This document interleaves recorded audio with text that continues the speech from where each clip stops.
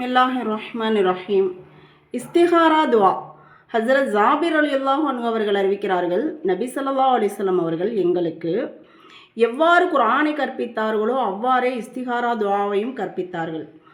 அப்படி ஏதாவது முக்கியமான வேலை இருந்தால் இஸ்திகாரா நியத்துடன் 2 ரக்காத் நஃபில் தொழுதுவிட்டு இந்த துவாவை ஓதவும் என நபி ஸல்லல்லாஹு அலைஹி வஸல்லம் அவர்கள் கூறினார்கள். நமக்கு ஏதாவது ஒரு விஷயத்தில் குழப்பமாக இருக்கும், ஒரு முடிவெடுக்க முடியாமல் இருக்கும் அப்படின்னாக்கா நம்ம கண்டிப்பாக இந்த இஸ்திகாரா துவா ஓதி நம்ம அல்லா இடத்துல துவா செய்யணும். அந்த துவா தான் பின்வர மாதிரி: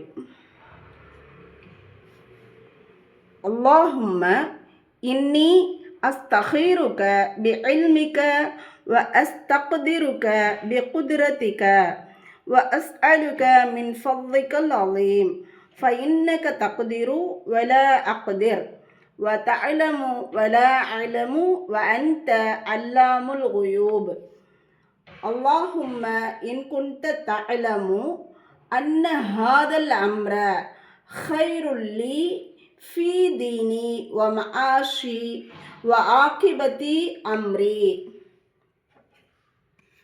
فاقدره لي ويسره لي ثم بارك لي فيه وإن كنت تعلم أن هذا الأمر شر لي في ديني ومعاشي وعاقبة أمري فاصرفه عني واصرفني عنه واقدر لي الخير حيث كان ثم أرضني به.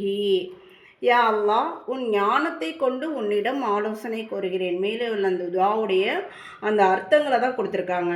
மேலும் உன் வல்லமையை கொண்டு உன்னிடம் சக்தியை வேண்டுகிறேன். இன்னும் உன் மகத்தான காரியங்களை, மகத்தான பாக்கியங்களை வேண்டுகிறேன். நிச்சயமாக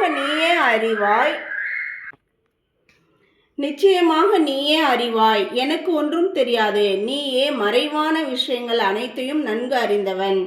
யா அல்லாஹ், நிச்சயமாக இந்த காரியம் என்னுடைய தீனிலும் வாழ்க்கையிலும் மறுமையிலும் நல்லது என்றிருந்தால் அதற்குரிய ஆற்றலை எனக்கு தா.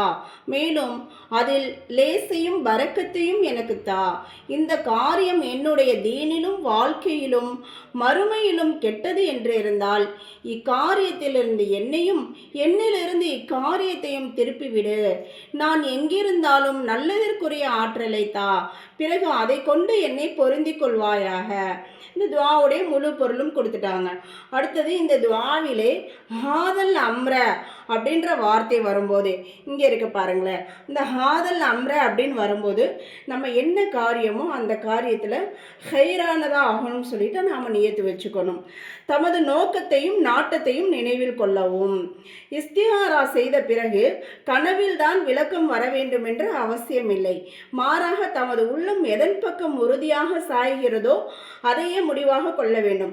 ஒரு விஷயத்தில் நம்ம இஸ்திகாரா செஞ்சிட்டோம்னா அந்த காரியம் கண்டிப்பாக வீணாகாது. அதை நம்ம உள்ளத்தில் தோணும், இதை செய்யக்கூடாது அப்படின்னு சொல்லிட்டு. அப்படி இஸ்திகாரா செய்த பிறகு உள்ளம் குழப்பத்தில் இருந்தால் மறுபடியும் இஸ்திகாரா செய்ய வேண்டும். தொடர்ந்து என்ன செய்யுங்க, 7 நாள் இஸ்திகாரா செய்வோம்.